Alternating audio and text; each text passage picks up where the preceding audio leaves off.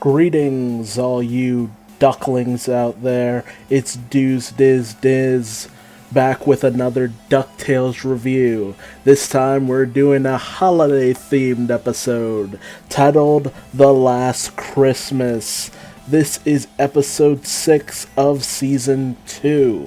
And in true nodding faction to where Scrooge gets his namesake from, we are going to be visited by the ghosts of past, present, and future. We open up with Scrooge being a Scrooge towards Donald, who is setting up the Christmas lights for outside. He's very enthusiastic about the whole process, but Scrooge warns him that Launchpad more than likely won't be able to tell the difference between landing lights and Christmas lights, so that could be a bit of a problem.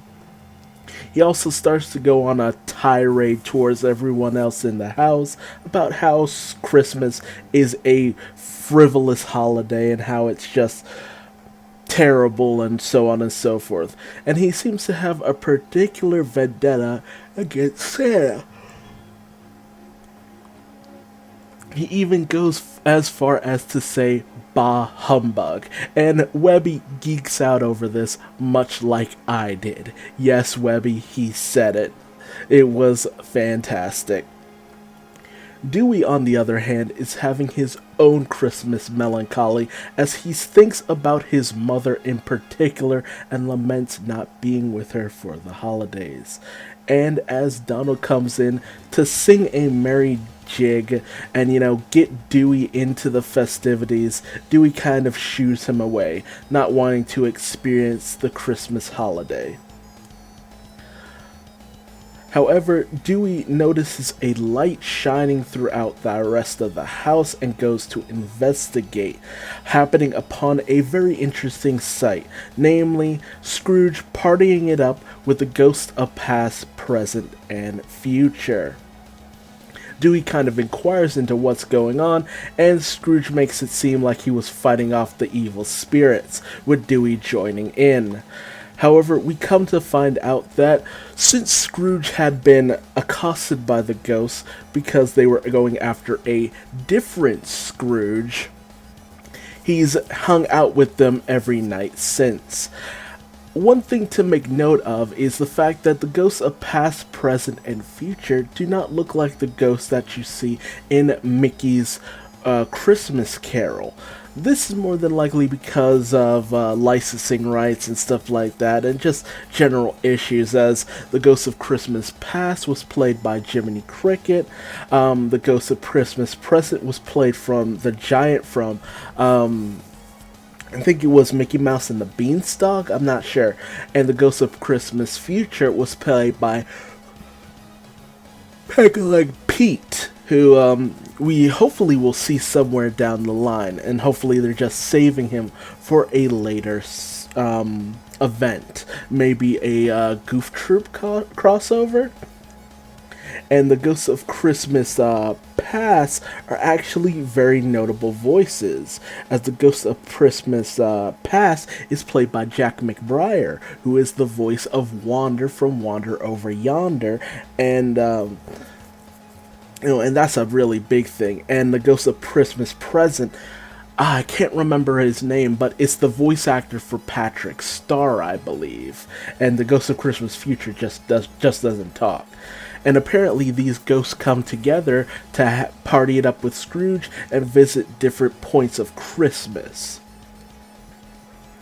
And we even get this side note from Scrooge that he, hasn't really been happy just hanging out with family during the holidays, so he just goes away to just kind of chill with others during the holiday time, when he's not, running his business or saving the world from the world serpent Jormungandr, which took me off guard, because I'm just like, wait, the thing that kicks off Ragnarok by eating Thor? Like, what? So that just took me completely off guard. But, Scrooge, is talked to by Dewey about the fact that he doesn't really hate Christmas or anything like that, although he does have a steaming vendetta against Santa Claus, for hopefully we'll find out why sometime in the future. And so Scrooge and the ghosts fly off to visit various Christmases of different time periods.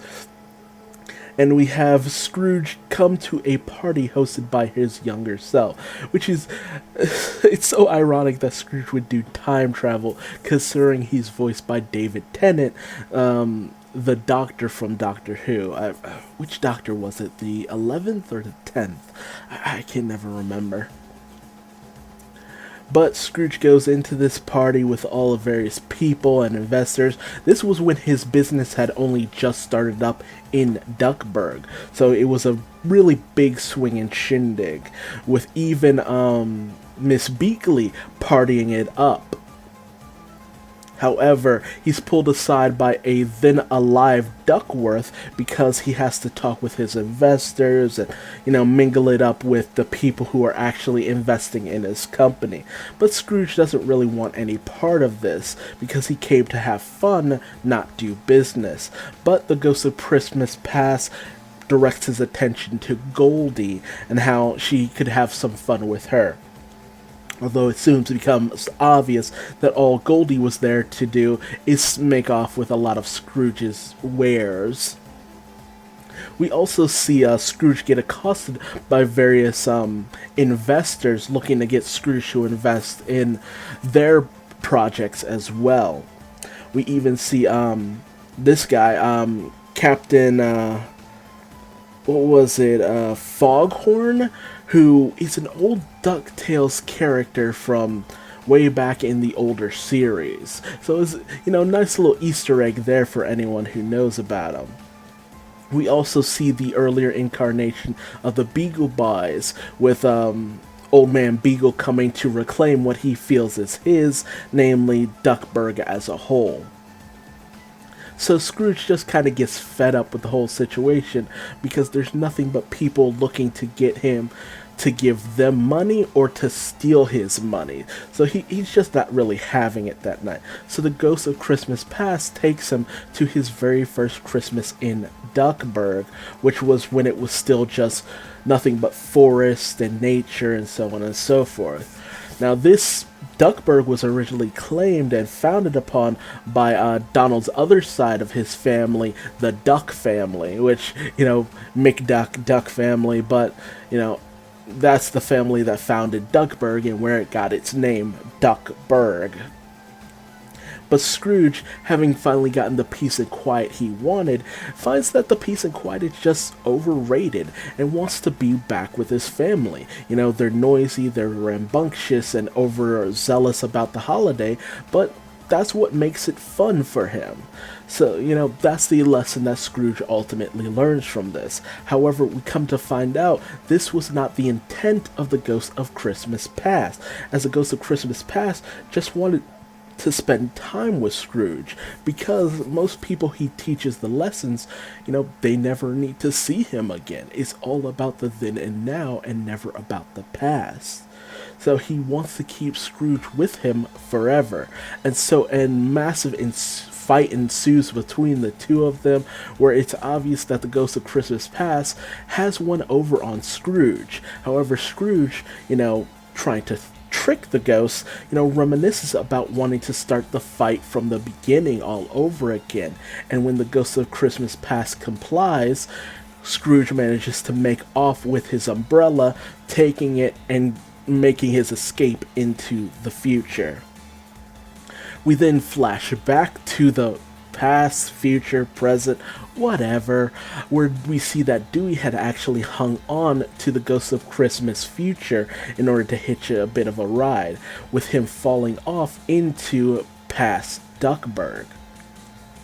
And we see him stumble upon a young Donald Duck, who is Dream of Dream, Wonder of Wonders, played by the original voice actor for Huey, Dewey, and Louie, and the current voice of Minnie. Well, the voice actor actually still voices Huey, Dewey, and Louie, just not in this series in particular. Everything else she does it. And that person is, what should we call it? I can't think of the name right now. But she has been voicing the kids for, all these years, and she was actually married to the previous voice of Mickey Mouse. So that's a major thing there as well. So it's just so cool to hear this older voice actor, the original voice actor, just, gabbing it up to it's it takes you off guard because it's just like this voice that anyone who's heard Huey, Dewey, and Louie from the past few years, it's just like, man, that's the original voice. It's Russi Taylor, there we go. And she's been voice acting the boys since, what was it? Let's see here, 1987. So since the original DuckTales, she's been voicing Huey, Dewey, and Louie, and doing Minnie Mouse even earlier than that. So it's just so fascinating to hear the original voice actors talking with the newer voice actor. And we have this emo, well, not so much emo, he's more grunge or alternative rock kind of Donald, but it's just easier to call him emo. And he's up in his room like, Christmas is for kids, Della is out back, I don't want anything to do with this holiday or even her during this. So, it's obvious Dewey is out to just go look for Della, and he just plays it off saying he's Donald's cousin from whatever branch of the family, Bluey. So it's just like he plays it off into the fact that their family is just so massive and weird that he could pretty much say he's any branch of the family. And the family resemblance is there, so he's able to play it off pretty well. However, when they come upon Della's campgrounds, they find that, she had a massive tent, an extra amount of food, and, she had just kind of not been able to handle all of it. But they also see an extra set of tracks, so they go following it, just wondering where Della might be, with Dewey being especially worried about his mother. Only for them to come upon, of all things, a Wendigo, a creature born out of, desire and longing. But in actual Canadian myth, they're born out of the fact that they feast on other human flesh and cannibalism, or at least that's the Marvel take on it. But, there's this Wendigo creature who just shouts out, Wendigo, this entire time, so the Donald and Dewey go running only to be caught up in Della's net.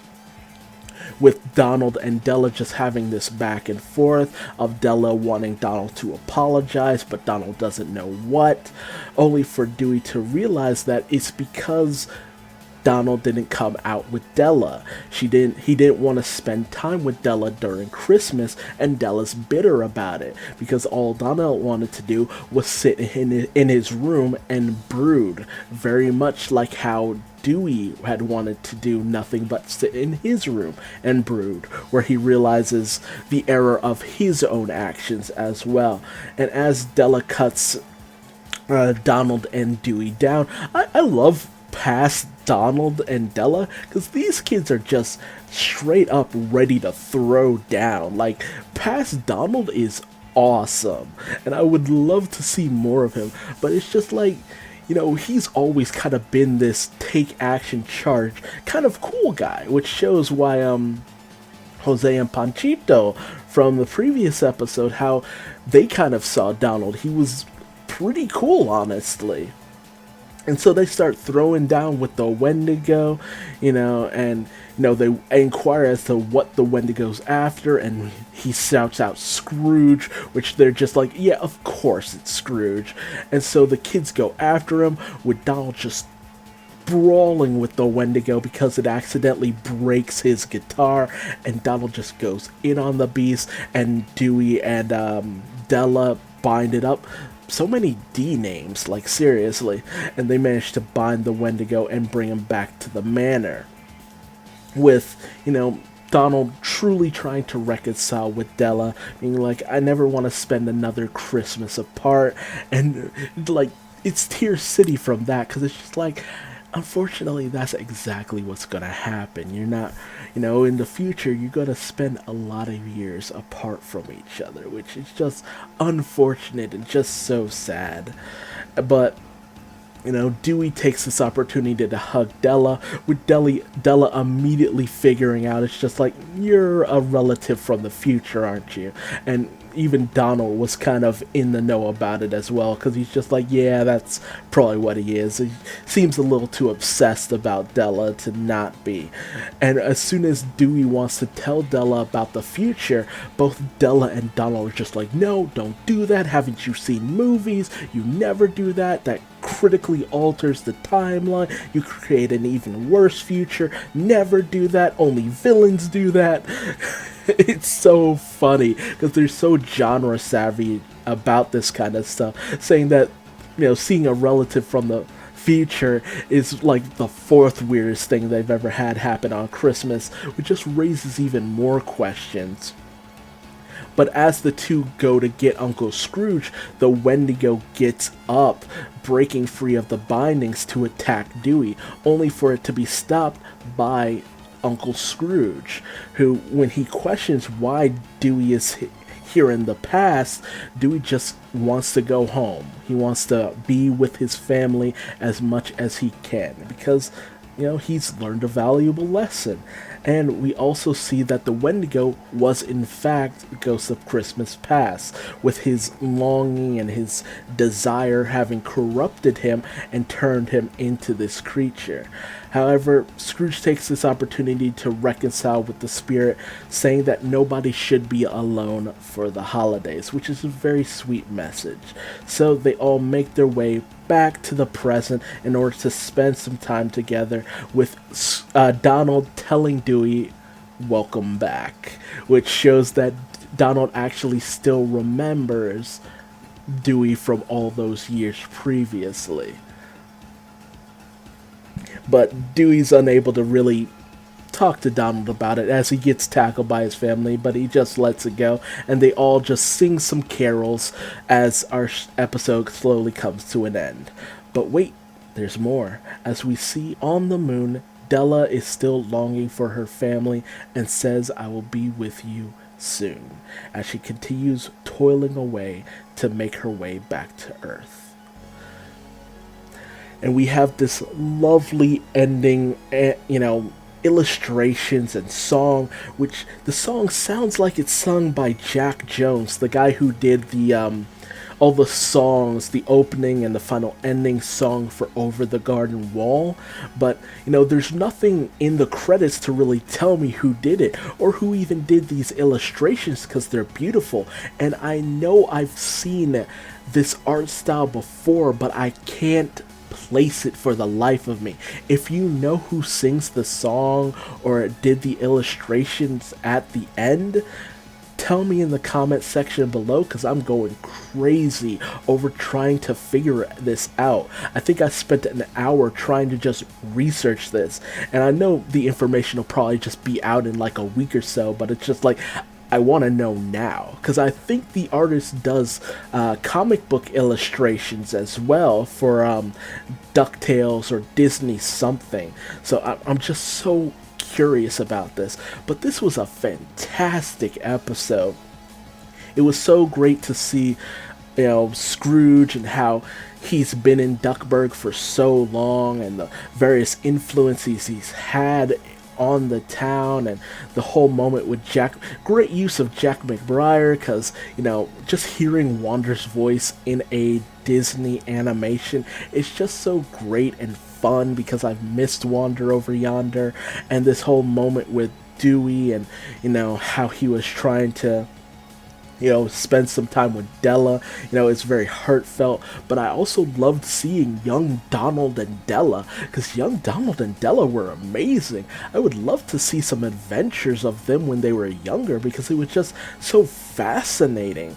And it brings up the question of what happened to their parents, Hortense and I forget the mother's name, but it's just like, what happened to them? How long have Della and Donald been with Scrooge? You know, it raises certain questions, like how long and why. But it was just fascinating as a whole. It was great to have finally seen Della, because that was the stinger at the end of season 1, and you know, everybody's been questioning when we'll finally get something about Della. But you know, Della's still working, and by all means, there's no reason why anyone wouldn't know she's on the moon. You know, you think that would be the first place anyone searched, but apparently not. But hey, tell me your thoughts on this episode in the comment section below. Did you like it? Did you hate it? What did you think about seeing Della, young Donald, and, you know, all this stuff from the past, and, you know, all these character moments and interactions, because we had two great lessons learned by Scrooge and Dewey, who seem to be the real focus of DuckTales as a whole. But, you know, again, tell me your thoughts, and if you liked my review, leave me a like. If you didn't like my review, feel free to leave me a dislike and tell me what I'm doing wrong in the comment section, and subscribe for more episodes of DuckTales. It's sure to be a quacktastic adventure. Bye-bye.